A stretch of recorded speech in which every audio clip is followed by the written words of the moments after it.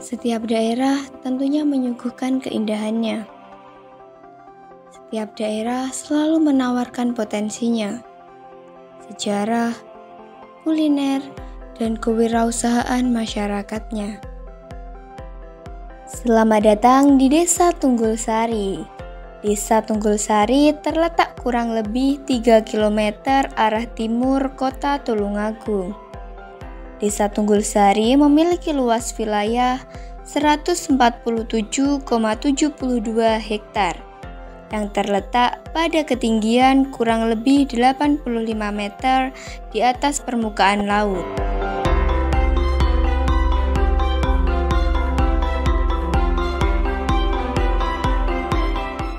Teman-teman, ini merupakan salah satu punden yang ada di Desa Tunggul Sari.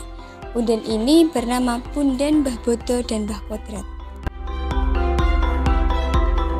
Pada saat peperangan, misi pencarian Kiai Kasan Besari, Kiai Pacet mengirim 2 orang utusan, yaitu Pangeran Kalang dan Pangeran Bedalem.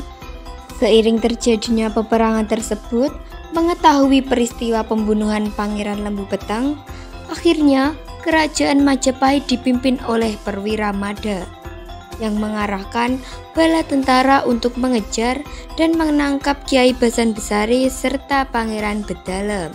Mengetahui hal itu, Pangeran Bedalem lari ke arah selatan yang akhirnya bunuh diri dengan menyeburkan diri ke sebuah kedung Bedalem. Bala tentara Majapahit menyebar untuk mencari Kiai Kasan Besari. Pencarian dilanjutkan oleh Perwira Mada sampai ke Dukuh Tunggul. Hingga pada suatu akhirnya, Kiai Kasan Besari kalah dan dibunuh oleh pusaka tombak Kowo Relang yang dia bawa sendiri. Maka dari itu, dukuh tersebut oleh Perwira Majapahit diberi nama Dukuh atau Desa Tunggul Sari. Dan yang saat ini aku datangi merupakan punden petilasan makam menurut keyakinan masyarakat adalah makam dari Kiai Kasan Besari.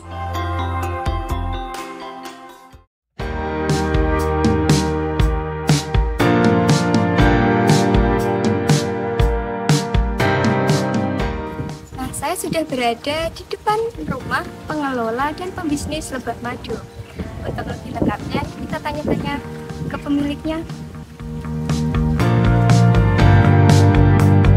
Selain sejarah, dalam bidang peternakan, Desa Tunggul Sari juga memiliki UMKM yang sudah menembus sampai keluar daerah.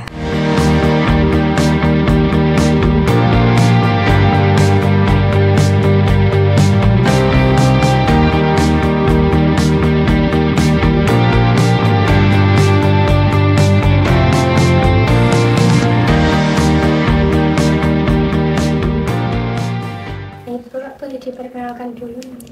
Oh ya, nama saya Pak Ratno, ya, saya lahir tahun 68. Menceritakan tentang dunia perlebahan apa di permaduannya? Peternakan lebahnya sama bisnis. Oh ya, saya mulai bisnis dunia perlebahan itu mulai tahun 92. Bulan Mei kalau nggak salah, cukup lama, sekitar berapa tahun ya, 34 tahun kalau nggak salah. Ya, awal mula usaha di bidang perlebahan itu karena pertama saya dulu pernah penelitian di Malang waktu itu di Kabupaten Batu tentang dunia perlebahan. Saya meneliti di manajemennya, terus akhirnya saya kayaknya tertarik di dunia bisnisnya. Saya coba untuk membenih di dunia perlebahan, kalau nggak salah modal 50 juta waktu itu tahun 92. Sampai saat ini sudah sekitar sekitar 34 tahunan lebih. Cerita singkatnya seperti itu. Tapi seiring perjalanan waktu akhirnya kita juga berusaha memasarkan juga kan, tidak ada artinya kita bisa produksi, tidak bisa marketingnya. Akhirnya sebelum produksi sendiri, awal-awal tahun pertama itu saya kulaan madu dari teman-teman peternak yang sudah senior, saya pasarkan, cukup sulit juga ternyata. Butuh waktu sekitar dua tahunan lah maksudnya untuk menyesuaikan diri, adaptasi, sehingga dari belajar di dunia marketing itu saya kembangkan sampai akhirnya pengurusan izin-izin, misalnya di Depkesnya juga, di sanitasi lingkungannya akhirnya sampai dikasih izin, ada sertifikat penyuluhannya juga, baru akhirnya kita istilahnya terjun di dunia pemasaran madunya. Biasanya per hari itu terjual Kalau skala di dunia lebah madu itu di fluktuasi ya, di istilahnya naik turun di saat-saat kayak di masa COVID itu luar biasa istilahnya untuk pemesanan madu, tapi di saat-saat seperti ini turun lagi karena daya beli juga, ekonomi masih istilahnya tidak baik-baik saja. Jadi istilahnya fluktuasi, kadang naik permintaan, kadang turun, tergantung dari daya beli masyarakat. Kalau cuma gini, kalau dulu madu digunakan sebagai obat, tapi sekarang sebagai obat kesehatan. Jadi semua orang berdaya perlu madu untuk stamina dan istilahnya meregenerasi sel-sel tubuh orang-orang yang masih belum sehat. Tapi seiring perjalanan istilahnya pemahaman seseorang tentang dunia madu, ternyata madu itu sangat bagus untuk kesehatan. Seperti halnya di negara-negara yang sudah maju itu kesadaran minum madu itu sudah sekitar kayak Jepang itu hampir 45%, tapi Indonesia masih 2, sekian persen, masih relatif sangat kecil kesadaran minum madu. Tentang masalah penjualan itu untuk skala, biasanya untuk skala tahunan atau per 2 semester itu ya sekitar berapa ya? Kalau omset penjualan itu di saat-saat seperti ini itu di per bulannya itu ya sekitar 4 sampai 5 kuintal madu lah. Tapi dulu di saat-saat istilahnya masa COVID itu bisa nyampe sekitar 8 sampai 9 kuintal per bulan itu. Kalau masalah seperti ini masih ini ya, permintaan masih relatif kalem, tidak terlalu banyak di saat-saat masa seperti ini. Biasanya tuh pembelinya itu dari kalangan usia berapa? Ya variatif, dari anak-anak, bahkan madu itu kan bagus dikonsumsi selagi ibu hamil itu mengandung janin masih embrio sampai manula, itu bagus untuk dunia kesehatan.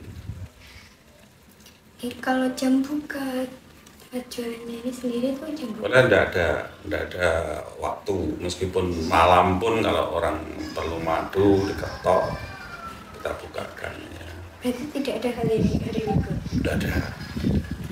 Ini Bapak produksinya di rumah sendiri? Produksi di dunia madu itu sebenarnya kan tempat kita mengembala itu karena terjadi di situ istilahnya masa panen yang terjadi. Jadi kalau kita mengembala kan sistem pengembalaan kan nomaden, pindah dari satu tempat ke tempat lain mengikuti alur musim bunga. Biasanya di masa-masa bunga itu terjadi di bulan Mei sampai Oktober, itu kita mengembala nomaden mengikuti musim bunga yang perkebunan besar, jadi ya minimal 300 hektar baru kita masuki 2-3 truk biasanya seperti itu. Jadi kita membahas di Pulau Jawa itu kalau ke barat sampai Subang, kalau ke timur sampai Banyuwangi, kadang nyebrang ke Pulau Bali. Di Pulau Bali itu juga banyak tanaman yang mengandung madu bisa dikembalikan, kayak ada dadap, ada istilah jamur mete, itu semua dari Bali. Kalau di Jawa Timur itu randu di Pasuruan, juga Banyuwangi, mangga di Probolinggo, sama Kediri, kaliandra di Kediri, kemudian kangkung daerah Lamongan, terus ada lagi durian daerah Perigi, kopi daerah Sata sampai ke Gunung Kelut itu banyak kan kopi, dan macam-macam masih banyak lagi kalau disebutkan satu persatu. Bagaimana untuk membedakan madu yang masih murni sama ada campuran gula? Kalau kita sebagai peternak itu asumsi kita tentang madu itu madu yang murni itu ya madu yang kita kembalikan itu. Jadi tidak ada istilahnya, tidak bisa ditawar kalau madu dicampur. Madu murni kalau dicampur itu akan jadi jelek semua. Bagi kita madu yang murni yaitu madu yang dari pengembalian kita panen, bawa pulang, saring sampai rumah, hanya disaring tanpa pemanasan, tanpa bahan pengawet, hanya kita saring, masukkan ke wadah itu bisa belum yang isi 2,5 liter itu maupun botol-botol itu istilahnya murni tanpa bahan tambahan apapun. Itu yang dianggap madu murni seperti itu. Jadi kalau madu murni disaring terus meski dicampur dengan unsur lain yang berbahan baku istilahnya larutan atau campuran kimia apapun, itu jadi jelek semua. Jadi bagi kita tidak ada kamus kalau madu murni itu dicampur gitu. Makanya harganya cukup mahal. Satu botol itu 175.000, yang kecil 85.000 seperti itu. Jadi istilahnya pemahaman seseorang tentang madu murni itu macam-macam. Madu murni itu satu, tidak kuat hawa dingin. Istilahnya madu murni tidak boleh disimpan dalam kulkas karena enzim yang 5 macam itu tidak kuat hawa dingin. Ada enzim yang 5 macam dalam madu itu, satu katalase, peroksidase, lipase, diastase, amilase. 5 macam enzim itu secara bersama-sama istilahnya membentengi gizi-gizi yang lain, termasuk asam-asaman, logam-logaman. Logam-logaman ini enggak macam-macam juga ya. Ada banyak perangan di situ. Ada zat besi, fosfor, omega 2 dan macam-macam juga. Terus asam-asaman juga seperti asam nitrat, asam glutamat dan lain-lain sebagainya. Ada juga protein, vitamin dan macam-macam juga. Makanya yang namanya madu itu satu, jangan sampai ditaruh dalam kulkas karena seminggu setelah dimasukkan itu potensi rusaknya itu lambat laun.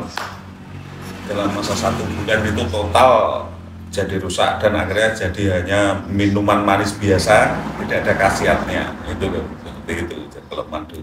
Terus madu juga tidak boleh diseduk dengan suhu panas di atas 40 derajat. Kekuatan madu itu hanya di bawah 40 derajat. Makanya STMC itu yang benar, madunya itu ditaruh dalam soki tertentu, istilahnya dihidangkan tanpa campuran madu dulu. Baru yang ada jahe, ada susu, ada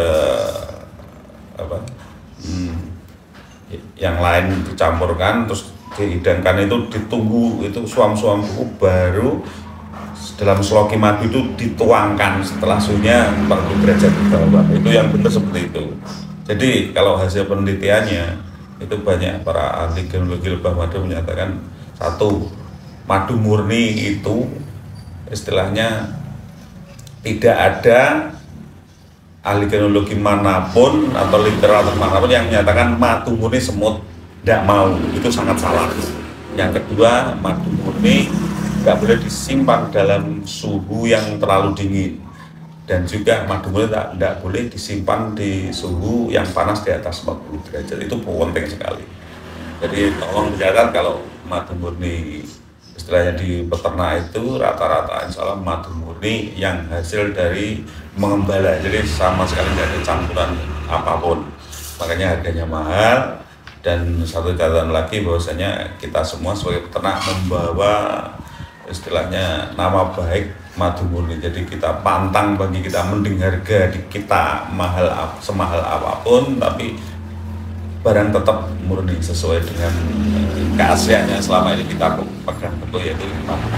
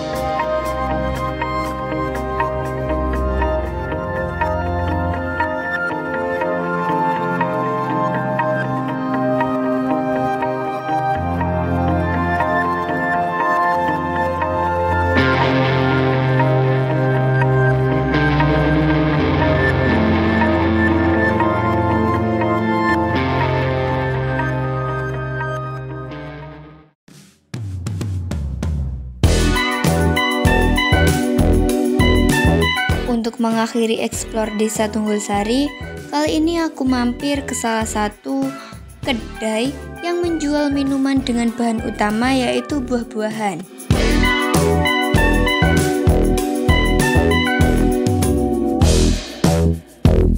Kedai ini menjual berbagai jus buah, sop buah, aneka pop ice, dan juga camilan aneka sosis.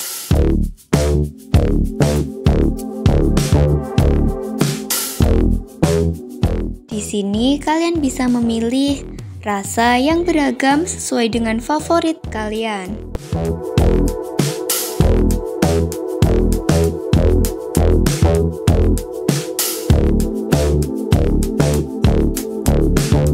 Dan kali ini aku memilih untuk membeli sop buahnya, mulai dari isian buah semangka, melon, mangga, dan masih banyak lainnya.